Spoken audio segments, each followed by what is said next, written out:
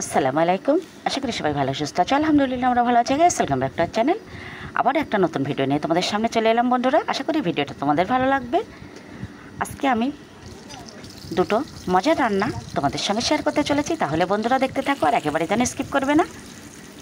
প্রথমে একটা লাইক দিয়ে কিন্তু ভিডিওটা দেখা শুরু করবে। দেখো বন্ধুরা, আমি মাটির চুলায় প্রথমে আমি এক সাইডে ভাত বসে দিয়েছি আর এক সাইডে কিন্তু আমি মনোপিয়া মাছ ভেজে নিচ্ছি। একেবারে সুন্দর লাল লাল করে আমি মাছগুলো ভেজে নিয়েছি। এখন আমি মাছটা নামিয়ে এখন একটা কড়াই বসিয়ে দিলাম। কড়াই আমি দিয়ে দিলাম পরিমাণ মতো তেল, আর দিয়ে দিচ্ছি কিছু পেঁয়াজ কুচি, আর দিয়ে দেব লঙ্কা, কাঁচা পাকা লঙ্কাগুলো আমি দিয়ে দিলাম। এখন দিয়ে দিচ্ছি কিছু চিংড়ি। এখন আমি এই সবজিটা চিংড়ি দিয়ে বানাবো, এই জন্য আমি আগে চিংড়িটা দিয়ে দিলাম বন্ধুরা। এখন আমি দিয়ে দিলাম কিছু কেটে রাখা আলু। এখন কিন্তু আমি সুন্দর করে কষাতে থাকবো। দিয়ে দিলাম স্বাদ মতো লবণ, আর দিয়ে দিচ্ছি পরিমাণ মতো হলুদ। এখন আমি কিন্তু একটু নাড়িয়ে নিচ্ছি। সুন্দর চিংড়ি দিয়ে আজকে কিন্তু আমি বন্ধু বানিয়ে দেখাবো পুঁইমিটুলি। এখন যদিও সিজন না, কিন্তু 12 মাসই এখন পাওয়া যায়, কিন্তু খেতে দারুণ টেস্ট হয়। চিংড়ি দিয়ে এই চচ্চড়িটা বানালে দারুণ মজার এই রেসিপিটা।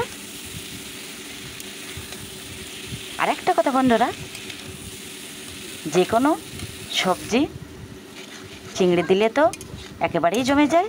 আবার মাটির চুলায় কাঠের জালে রান্না খেতে কিন্তু খুবই টেস্ট হয়। আমরা গ্রামের মানুষ সবাই জানো, আমরা বেশিরভাগ রান্না বান্না দিনের বেলায় সব রান্নাগুলোই কিন্তু আমরা উনানে করে থাকি।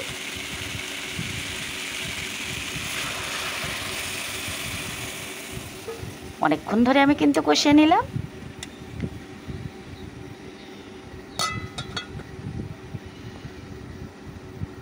এখন আমি জল দিয়ে ঝোলটা দিয়ে একটু নামিয়ে নিলাম। অন্য কড়াইতে নামিয়ে নিয়ে আমি এখন ওই কড়াইটা সুন্দর করে ধুয়ে কিন্তু আবারও কড়াই বসিয়ে তেল দিয়ে দিলাম। তেলের মধ্যে দিয়ে দিলাম দুটো লঙ্কা, আর দিয়ে দিচ্ছি পেঁয়াজ, রসুন ও আদা বাটা। এটা আমি একটুখানি কষিয়ে নেব। নিয়ে এখানে কিন্তু আমি আজকে সজনে ডাঁটা ও আলু দেব। এটা দিয়ে কিন্তু মনোপিয়া মাছের ঝোলটা হবে। এটাও কিন্তু খুবই মজার রেসিপি।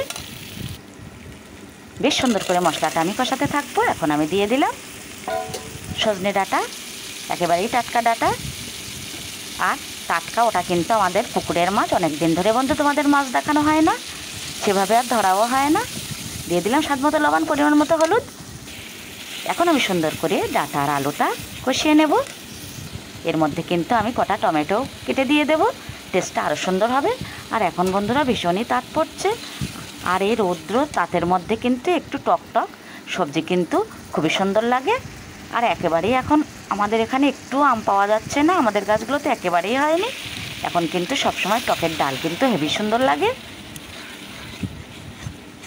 একটু একটু জল দিয়ে আমি কিন্তু এই সবজিটা কষিয়ে নিচ্ছি। এখন কিন্তু আমি অল্প অল্প জলে সবজি কষিয়ে নিয়ে কিন্তু ঝোলটা একেবারে দিয়ে দিই। এই জন্যই টেস্টটা কিন্তু বেশি সুন্দর হয়। ও সাইডে ভাতটাও কিন্তু আমার প্রায় হয়ে এসেছে। ভাতটা নামিয়ে নিয়ে বন্ধুরা আমি পুঁইমিটুলিটা আবারও বসিয়ে দেব। এখন আমি এই সবজির মধ্যে পরিমাণ মতো ঝোল দিয়ে দিচ্ছি।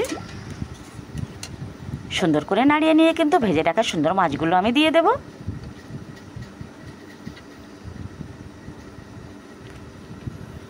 এখন আমি ঢাকনা দিয়ে ঢেকে দেব। ভাতটা আমার নামানো হয়ে যাবে এখন আমি দু সাইডে দুটো সবজি বসিয়ে দেব, একটা সজনে ডাঁটা আলু আর একটা পুঁইমিটুলি চিংড়ি দিয়ে। দুটো রান্নাই কিন্তু আজকে জমে গেছিলো। যদি কিছু ভালো লাগে থাকে চ্যানেলটি সাবস্ক্রাইব করবে, আর যেসব বন্ধুরা আগে থেকে চ্যানেলটি সাবস্ক্রাইব করে রেখেছো তাদের কিন্তু অসংখ্য অসংখ্য ধন্যবাদ। দেখো বন্ধুরা, দুটো সবজি কিন্তু আমার রান্না একেবারেই রেডি। আবারও দেখাচ্ছি নতুন কোনো ভিডিওর সাথে। আল্লাহ হাফেজ।